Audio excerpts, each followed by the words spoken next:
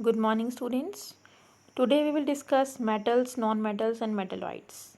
Okay, metals exist करती हैं on the left side of periodic table, non-metals exist करती हैं on the right side of periodic table. Actually P block में metals, non-metals and metalloids तीनों ही होते हैं. तो डिस्कस करते हैं. Let's start.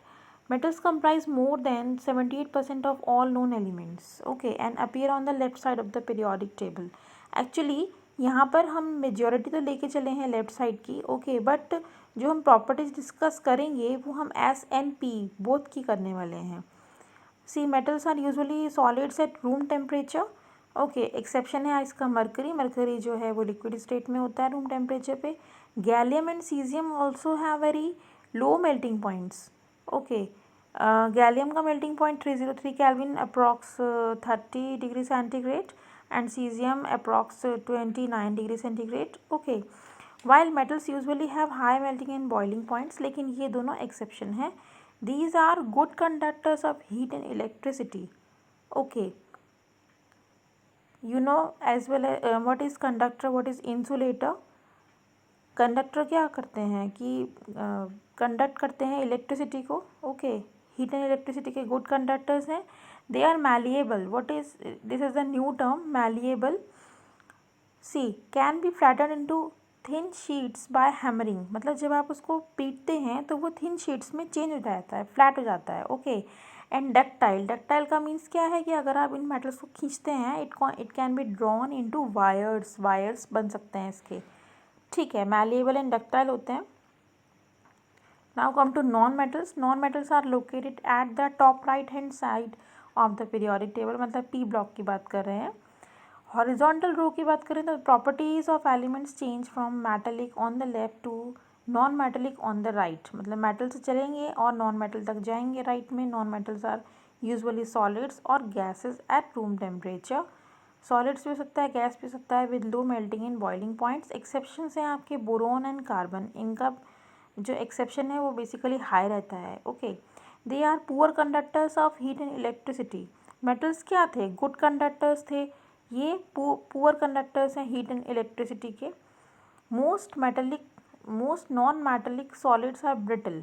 ओके, टूट जाते हैं. And are neither malleable nor ductile. मतलब ना तो वो थिन शीट्स में कन्वर्ट हो सकते हैं, ओके, ना वो वायर्स में कन्वर्ट हो सकते हैं. The elements become more metallic as we go down a group में टॉप टू बॉटम जाने पे क्या होगा? मोर मेटेलिक होगा. And the non metallic character increases when one goes from left to right. ये तो हमें क्लियर हो जाता है क्योंकि एस ब्लॉक क्या है? प्योरली मेटल्स हैं. और पी ब्लॉक क्या है? मिक्सचर है metals, non metals and metalloids का. ओके, तो जो नॉन मेटेलिक करेक्टर है जब आप लेफ्ट टू राइट जाएंगे तो वो इंक्रीज़ करेगा. ऐसे ही जो मेटेलिक करेक्टर है वो डिक्रीज़ करेगा लेफ्ट टू राइट जाने पे. The change from metallic to non metallic character is not abrupt as shown by the thick zigzag line. Okay, जो मैंने आपको पीरियोडिक टेबल पहले शो की थी, अभी फ़िलहाल मेरे पास नहीं है, तो आप उसको देख सकते हैं. उसमें एक जिगजैग लाइन बनी हुई थी. Okay, the elements that for example silicon, germanium, arsenic, antimony and tellurium means SI, GE, AS, SB and TE.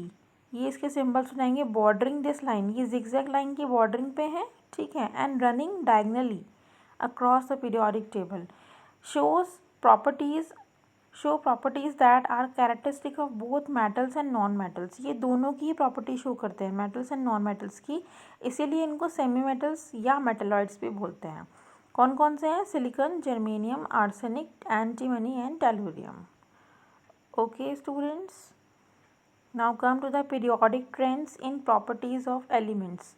You know what is periodic trends? मैंने आपको पहले ही बताया था. जब एक रेगुलर इंटरवल के बाद में प्रॉपर्टीज़ रिपीट होती हैं, ठीक है, तो उसको बोलते हैं पीरियोडिसिटी. मैंने आपको एग्जांपल भी लास्ट वीडियो में दिया था कि जब आप एक पेंडुलम को देखते हैं तो ऐसा उसमें रेगुलर इंटरवल के बाद में सिमिलर पैटर्न फॉलो होता है.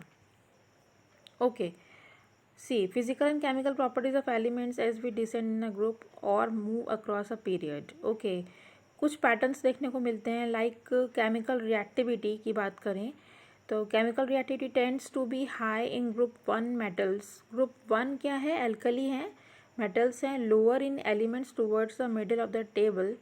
ठीक है, लोअर फिर इंक्रीज हो जाता है maximum to the group 17 non metals. Okay, likewise with in a group of representative metals like alkali metals reactivity increases on moving down the group. जैसे आप टॉप टू बॉटम जाते हैं तो एल्कली मेटल्स में क्या होता है, रिएक्टिविटी इंक्रीज करती है, while with in a group of non metals halogens की बात करें तो जो रिएक्टिविटी है वो डाउन द ग्रुप जाने पे डिक्रीज हो जाती है। ओके, और ऐसा एक रेगुलर इंटरवल के बाद में रिपीटेशन होता है। ठीक, तो यही है आपका periodic trends in properties. Further हम इसको आगे देखते हैं। Now trends in physical properties. अब जैसे आपकी फिजिकल प्रॉपर्टीज़ कौन कौन सी हैं, like melting in boiling points, heats of fusion, heat of vaporization, energy of atomization, ये सारे सारे पीरियोडिक वेरिएशंस शो करते हैं, राइट। अब बात करते हैं एटॉमिक रेडियस की। एटॉमिक रेडियस, आपको पता है कि एटम का साइज़ जो है वो बहुत ही छोटा होता है। सो एटॉमिक जो साइज़ होता है वो हमारा होता है approx 1.2 angstrom. Okay, and angstrom is 10⁻⁻10 meters in radius. So this size is very very small, तो ये पॉसिबल नहीं है कि इसको आप मेज़र कर पाएँ, ठीक है। Secondly, since the electron cloud surrounding the atoms does not have a sharp boundary, कोई शार्प बाउंड्री नहीं होती जिससे कि आपने जस्ट अपना एक स्केल से मेज़र कर लिया, ऐसा नहीं हो सकता। So the determination of the atomic size can't be precise. Okay, in other words there is no practical way by which the size of an individual atom can be measured. ठीक है, कोई practical way भी नहीं है, तो इसके लिए हम क्या करते हैं, एक एस्टिमेट लगाते हैं bye knowing the distance between the atoms in the combined state. Combined state में जो एटम्स हैं उनके बीच का जो डिस्टेंस है उसके थ्रू हम आइडिया लगा सकते हैं। एक प्रैक्टिकल अप्रोच हम और कर सकते हैं to estimate the size of an atom of a non metallic element is to measure the distance between two atoms when they are bound together by a single bond in a covalent molecule। ठीक है, covalent molecule में क्या होगा, जो दो atoms रहेंगे single bonded, ठीक है। कोवलेंट मॉलिक्यूल में सिंगल बॉन्डेड जो दो एटम्स रहेंगे उनके बीच की डिस्टेंस जो रहेगी, राइट, तो उसके बेसिस पे हम नॉन मेटेलिक एलिमेंट का जो एटॉमिक साइज़ है वो निकाल सकते हैं, ठीक है। And this will provide us covalent radius of the element. For example देखिए, the internuclear distance between the two atoms, okay, between the two atoms that are covalently bonded, okay, that is atomic radius of chlorine। now for metals we define the term metallic radius, उसको हमने define किया covalent radius से, इसको हमने define किया metallic radius से, which is taken as half the internuclear distance separating the metal cores in the metallic crystal। okay, for example देखते हैं, distance between two adjacent copper atoms, copper atoms के दो copper atoms के distance ले लिया in solid copper is 256 picometers, hence the metallic radius of copper, इसको just half कर देंगे 128। ओके, सिंप्लिसिटी के लिए हमने क्या किया है, हमने टर्म लिया है एटॉमिक रेडियस, दोनों के लिए ही, चाहे आप कोवलेंट की बात करें चाहे आप मेटेलिक रेडियस की बात करें, हमने इसको एटॉमिक रेडियस से ही रेफ़र किया है। okay, and atomic radii can be measured by x-ray or other spectroscopic methods। X ray technique के थ्रू आप निकाल सकते हो या फिर कोई अदर स्पेक्ट्रोस्कोपिक मेथड्स होते हैं उनके थ्रू आप इसको निकाल सकते हो। नाउ जो वेरिएशंस होते हैं अलॉन्ग पीरियड एंड ग्रुप, उसके बारे में बात कर लेते हैं। The atomic size generally decreases across a period. क्यों ऐसा होता है, जब हम पीरियड में चलते हैं from left to right in periodic table, क्या होता है कि जो आउटर मोस्ट इलेक्ट्रॉन्स होते हैं that will be added in the same valence shell, है ना। आउटर मोस्ट जो इलेक्ट्रॉन्स ऐड होंगे वो outer most same valence shell में ऐड होंगे, तो उससे क्या होगा, इफेक्टिव न्यूक्लियर चार्ज जो है वो इंक्रीज हो जाएगा। What is effective nuclear charge, the net charge experience an electron in an atom having multiple electrons. Okay, तो उससे क्या होगा, इफेक्टिव न्यूक्लियर चार्ज जो है इंक्रीज कर जाएगा as the atomic number increases, resulting in the increased attraction of electrons to the nucleus. ठीक है, अब क्या होगा, इफेक्टिव न्यूक्लियर चार्ज इंक्रीज हुआ, उससे क्या हुआ, जैसे जैसे एटॉमिक नंबर इंक्रीज़ करेगा तो attraction of electron to nucleus increase करेगा। ओके, तो जब ये अट्रैक्शन इंक्रीज़ कर जाएगा तो उससे क्या हुआ, एटॉमिक साइज़ जो है वो छोटा होने लगेगा।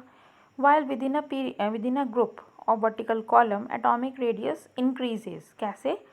क्योंकि यहाँ पर क्या होगा, यहाँ पर प्रिंसिपल क्वांटम नंबर इंक्रीज़ करेगा, मतलब नंबर ऑफ शेल्स इंक्रीज़ करेंगे। वहाँ पर क्या हो रहा था, आउटर मोस्ट जो इलेक्ट्रॉन्स थे वो सेम वैलेंस शेल में ऐड हो रहे थे, और यहाँ पे आउटर मोस्ट जो शेल नंबर ऑफ शेल्स है वो इंक्रीज़ करेंगे, तो valence shells are farther from the nucleus. जो आउटर मोस्ट है वो दूर होता जाएगा न्यूक्लियस से। This happens because the inner energy levels are filled with electrons which serve to shield the outer electron from the pull of nucleus. ठीक है, जो इनर इलेक्ट्रॉन्स हैं, इनर एनर्जी लेवल्स हैं, वो एक शील्ड प्रोवाइड करेगी outer electrons को nucleus के पुल से। Okay, consequently the size of the atom increases as reflected in the atomic radii. यहाँ पे क्या होगा, एटॉमिक रेडियाई जो है वो इंक्रीज कर जाएगी। ठीक है, note that the atomic radii of noble gases are not considered here. Being monoatomic their values are very very large. देखिए नोबल गैसेस, ठीक है, उनकी जो एटॉमिक रेडियाई है वो यहाँ पे हमने कंसिडर नहीं की है। क्यों नहीं की है? क्योंकि वो बहुत ज़्यादा लार्ज रहेगी, बिकॉज जो उनका जो फोर्स ऑफ अट्रैक्शन है वो बहुत कम होता है। ठीक है, और जो इंटरन्यूक्लियर डिस्टेंस होता है एटम्स का वो बहुत ज़्यादा होता है, इसलिए हमने उसको यहाँ पे कंसिडर ही नहीं किया है। Okay, thank you.